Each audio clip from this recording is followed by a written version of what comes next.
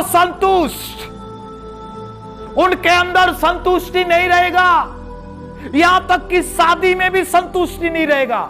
पत्नी बोलेगी, अरे भाई क्या आदमी से शादी की हूं, मैं दूसरे से करे रहती तो अच्छा रहती।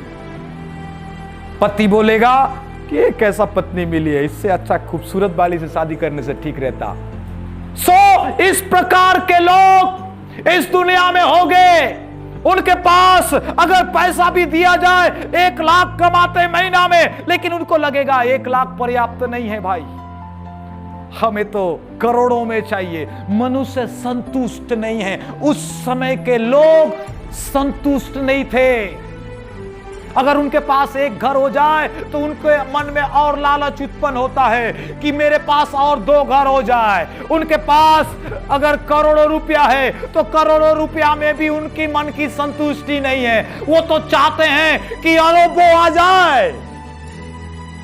इसलिए कई लोग प्रार्थना करते और पास्टर के पास में आते और बोलते, पास्टर जी मेरा दुकान में बहुत आशीष मिल जाए। वो दुकान में आशीष तो मिलता है, लेकिन उनके मन में अभी भी संतुष्ट नहीं है। उनको लगता है कि पास्टर साहब और प्रार्थना करो कि मेरा दुकान और बढ़ जाए। अरे भाई, कितना प्रार्थना कर करके हम लोग पैसा बनाते रहेंगे, कितना प्रार्थना कर करके हम लोग चीजों को और प्राप्त करते रहेंगे।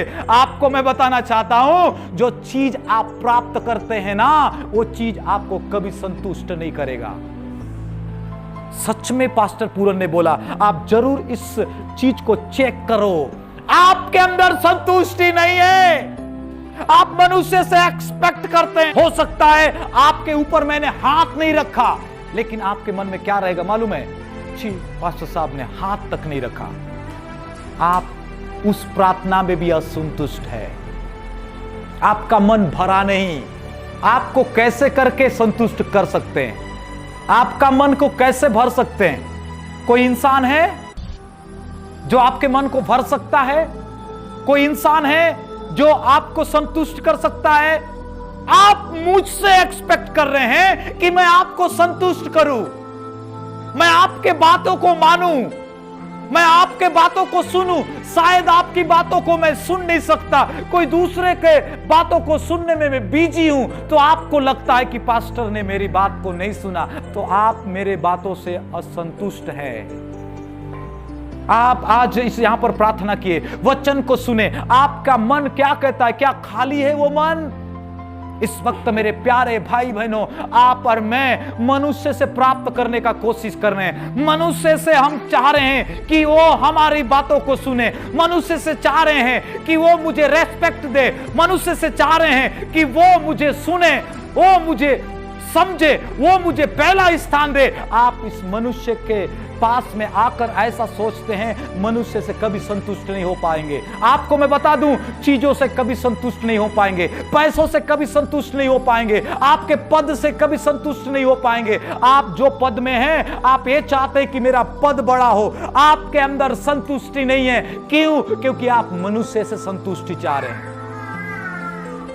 आपने बोलेरो लिया, सामने वाले बोलता है ये बोलेरो लिया, मैं ना आज स्कॉर्पियो लेता हूं, दिखा देता हूं मैं भी कौन हूं। एक व्यक्ति ने मोबाइल ले लिया, दूसरा व्यक्ति बोलता है चाहे ईएमआई पटाना पड़े, सब बड़ा अच्छी वाला लेकर दिखाता हूं।